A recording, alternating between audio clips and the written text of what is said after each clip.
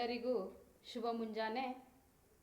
ಇಂದು ಈ ನಮ್ಮ ಕಲಬುರಗಿ ಜಿಲ್ಲೆಯ ಒಂದು ಇತಿಹಾಸವನ್ನು ತಿಳಿದುಕೊಳ್ಳೋಣ ಅಥವಾ ಅಧ್ಯಯನ ಮಾಡೋಣ. ಮೊದಲನೇದಾಗಿ 1347ರಲ್ಲಿ ದೆಹಲಿಯ ಸಾಮಂತರು ದಂಗೆ ಎದ್ದರು. ಇಲ್ಲಿ ಮೊದಲನೇದಾಗಿ 1347ರಲ್ಲಿ ದೆಹಲಿಯ ಸಾಮಂತರು ದಂಗೆ ಎದ್ದರು. ಇಲ್ಲಿ ಅಲ್ಲಾವುದ್ದೀನ್ ಗಂಗು ಹಸನ್ ಬಹುಮನ್ ಶಾ, ಅಲ್ಲಾವುದ್ದೀನ್ ಗಂಗು ಹಸನ್ ಬಹುಮನ್ ಶಾ ಎನ್ನುವಂತಹ ವ್ಯಕ್ತಿ 1947ರಲ್ಲಿ ಈ ಬಹುಮನಿ ಸಾಮ್ರಾಜ್ಯವನ್ನು ಸ್ಥಾಪಿಸಿ ನಂತರ ಕಲಬುರಗಿಯನ್ನು ತನ್ನ ರಾಜಧಾನಿಯನ್ನಾಗಿ ಮಾಡಿದನು. ಈ ಬಹುಮನಿ ಸುಲ್ತಾನರ ಒಂದು ನಿಯಂತ್ರಣ ಕಡಿಮೆಯಾದಾಗ 5 ಬೇರೆ ಬೇರೆ ಬಹುಮನಿ ಸಾಮ್ರಾಜ್ಯಗಳು ಸ್ಥಾಪಿತವಾಗಿ ಕಲಬುರಗಿ ಜಿಲ್ಲೆ ಭಾಗಶಃ ಬೀದರ್ ಮತ್ತು ಬಿಜಾಪುರ ಸಾಮ್ರಾಜ್ಯಗಳ ಭಾಗವಾಯಿತು. ನಂತರ ಈ ಕಲಬುರಗಿಯ ಒಂದು ಸಂಪೂರ್ಣವಾದಂತಹ ಒಂದು ಇತಿಹಾಸ. ಕಲಬುರಗಿ ನಗರದ ಹಿಂದಿನ ಹೆಸರು ಕಲಬುರ್ಗಿ. ಕಲಬುರಗಿಯ ಚರಿತ್ರೆಯನ್ನು ರಾಷ್ಟ್ರಕೂಟ ಅರಸರ ಕಾಲದವರೆಗೆ ಗುರುತಿಸಬಹುದು. ನಂತರ ಚಾಲುಕ್ಯ ಸಾಮ್ರಾಜ್ಯದ ಕೆಳಗೆ 200 ವರ್ಷಗಳವರೆಗೆ ಕಲಬುರಗಿ ಇದ್ದಿತ್ತು.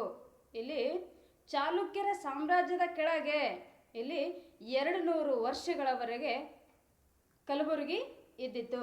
ನಂತರ 12ನೇ ಶತಮಾನದವರೆಗೆ ಕಲಚೂರಿ ಅರಸರ ನಿಯಂತ್ರಣದಲ್ಲಿತ್ತು. ನಂತರ ಇದು ಕಲಚೂರಿಯವರ ಒಂದು ನಿಯಂತ್ರಣಕ್ಕೆ ಬಂದಿತ್ತು. ನಂತರ ಕ್ರಿಸ್ತಶಕ 1321ರಲ್ಲಿ ಕಾಕತೀಯ ಅರಸರ ಸೋತ ನಂತರ ಕಲಬುರಗಿ ದೆಹಲಿಯವರ ಒಂದು ವಶವಾಯಿತು.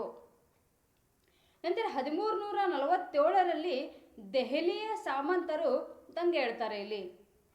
ಈ ದೆಹಲಿಯ ಸಾಮಂತರು ದಂಗೆ ಎದ್ದ ನಂತರ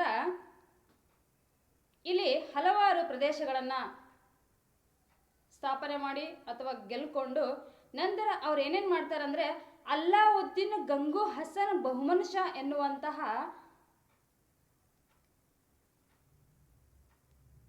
ಈ ವ್ಯಕ್ತಿ ಏನು ಮಾಡ್ತಾರೆ ಅಂದರೆ 1947ರಲ್ಲಿ ಬಹುಮನಿ ಸಾಮ್ರಾಜ್ಯವನ್ನು ಸ್ಥಾಪಿಸಿ ಕಲಬುರಗಿಯನ್ನ ತನ್ನ ರಾಜಧಾನಿಯಾಗಿ ಮಾಡಿಕೊಂಡನು.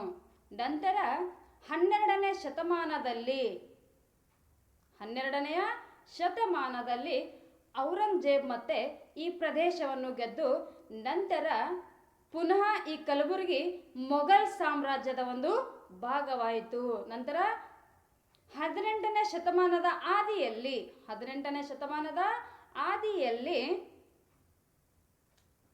ಮೊಘಲ್ ಸಾಮ್ರಾಜ್ಯದ ಪ್ರಭಾವ ಕಡಿಮೆಯಾಗಿ ಅಸಫ್ ಜಾ ಎಂಬ ಔರಂಗಜೇಬನ ಸೈನ್ಯಾಧಿಕಾರಿ ಅಸಫ್ ಜಾ ಎನ್ನುವಂತಹ ಔರಂಗಜೇಬನ ಸೈನ್ಯಾಧಿಕಾರಿಯಾಗಿರ್ತಾನೆ. ನಂತರ ಈತ ಹೈದರಾಬಾದ್ ಸಂಸ್ಥಾನವನ್ನು ಸ್ಥಾಪನೆ ಮಾಡಿದನು. ಅಸಫ್ ಜಾ ಎನ್ನುವಂತಹ ವ್ಯಕ್ತಿ ಈ ಹೈದರಾಬಾದ್ ಸಂಸ್ಥಾನವನ್ನು ಸ್ಥಾಪಿಸಿದನು. ಕಲಬುರಗಿ ಹೈದರಾಬಾದ್ ಸಂಸ್ಥಾನವನ್ನು ಸೇರಿಕೊಂಡಿತು. ನಂತರ 1947ರಲ್ಲಿ ಭಾರತ ಸ್ವತಂತ್ರ ಪಡೆದರೆ ಬೀದರ್, ಕಲಬುರಗಿ ಮತ್ತು ರಾಯಚೂರು ಜನರು ತೀವ್ರ ಹೋರಾಟದ ಫಲವಾಗಿ 1948 ಸೆಪ್ಟೆಂಬರ್ನಲ್ಲಿ ಹೈದರಾಬಾದ್ ಸಂಸ್ಥಾನವು ಭಾರತದ ಗಣರಾಜ್ಯವನ್ನು ಸೇರಿಕೊಂಡಿತು. ನಂತರ ಇಲ್ಲಿ 1956ರಲ್ಲಿ ರಾಜ್ಯಗಳ ಭಾಷಾವಾರು ವಿಂಗಡಣೆಯಲ್ಲಿ ರಾಜ್ಯಗಳ ಒಂದು ಭಾಷಾವಾರು ವಿಂಗಡಣೆಯಲ್ಲಿ ಕಲಬುರಗಿ ಜಿಲ್ಲೆಯು 2 ತಾಲೂಕುಗಳನ್ನು ಹೊರತು ಉಳಿದೆಲ್ಲವೂ ಮೈಸೂರು ರಾಜ್ಯಕ್ಕೆ ಸೇರಿದವು. ನಂತರ 1976ರಲ್ಲಿ ಮೈಸೂರು ರಾಜ್ಯಕ್ಕೆ, ಇಲ್ಲಿ 1976ರಲ್ಲಿ ಮೈಸೂರು ರಾಜ್ಯಕ್ಕೆ ಪುನಃ ಕರ್ನಾಟಕ ಎಂದು ಮರುನಾಮಕರಣವನ್ನು ಮಾಡ್ತಾರೆ. ಮೈಸೂರು ರಾಜ್ಯಕ್ಕೆ 1976ರಲ್ಲಿ ಏನು ಮಾಡ್ತಾರೆ ಅಂದರೆ ಪುನಃ ಕರ್ನಾಟಕ ಎಂದು ನಾಮಕರಣವನ್ನು ಮಾಡಲಾಯಿತು. ಸ್ವತಂತ್ರ ಹೋರಾಟದಲ್ಲಿಯೂ ಸಹ ಈ ಭಾಗದ ಅನೇಕ ಜನರು ಹೋರಾಟವನ್ನು ಮಾಡಿದ್ದಾರೆ. ಈ ಹೋರಾಟ ಮಾಡಿದಂತಹ ಪ್ರಮುಖ ವ್ಯಕ್ತಿ ಅಥವಾ ರಾಜ ಅರಸರಲ್ಲಿ ಮೊದಲನೇದಾಗಿ ಸುರಪುರದ ವೆಂಕಟಪ್ಪ ನಾಯಕ ಮತ್ತು ಬ್ರಿಟಿಷ್ ಮತ್ತು ನಿಜಾಮರ ವಿರುದ್ಧ ಈ ಸುರಪುರದ ವೆಂಕಟಪ್ಪ ನಾಯಕ ಎನ್ನುವಂತಹ ವ್ಯಕ್ತಿ ಇಲ್ಲಿ ನಿಜಾಮರ ಮತ್ತು ಬ್ರಿಟಿಷರ ವಿರುದ್ಧ, ನಂತರ ರಮಾನಂದ ತೀರ್ಥ, ಸರ್ದಾರ್ ಶರಣಗೌಡ ಇನಾಮದಾರ್, ನಂತರ ಚನ್ನಬಸಪ್ಪ ಕುಳಿಗೇರಿ, ದೇವೇಂದ್ರಪ್ಪ ಮಾಸ್ತರ್ ಸಿಂದಗಿ, ಹೀಗೆ ಮುಂತಾದವರು ಹೋರಾಟ ಮಾಡಿ ಇಲ್ಲಿ ಕೊನೆಗೆ ಹೈದರಾಬಾದ್ ನಿಜಾಮರ ವಿರುದ್ಧ ಮತ್ತು ಬ್ರಿಟಿಷರ ವಿರುದ್ಧ ಸಂಪೂರ್ಣವಾಗಿ ಜಯವನ್ನು ಸಾಧಿಸಿಬಿಡ್ತಾರೆ.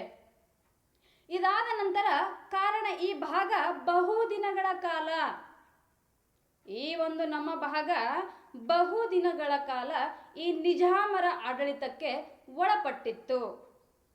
ತದನಂತರ ಕಾಲಾಂತರದಲ್ಲಿ ಹೈದರಾಬಾದ್ ಕರ್ನಾಟಕದಲ್ಲಿ ನಡೆದ ವಿಮೋಚನಾ ಇತಿಹಾಸವನ್ನು,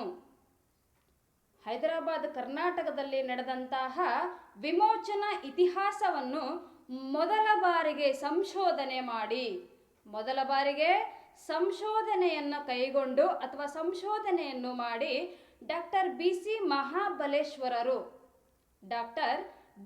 ಮಹಾಬಲೇಶ್ವರರು ಉಪಕಾರವನ್ನು ಮಾಡಿದ್ದಾರೆ. ನಂತರ ಇಲ್ಲಿ ಪ್ರತಿ ವರ್ಷ ಸೆಪ್ಟೆಂಬರ್ 17ರಂದು ವಿಮೋಚನಾ ದಿನವನ್ನಾಗಿ ನಾವು ಇಲ್ಲಿ ಆಚರಣೆಯನ್ನು ಮಾಡ್ತೇವೆ.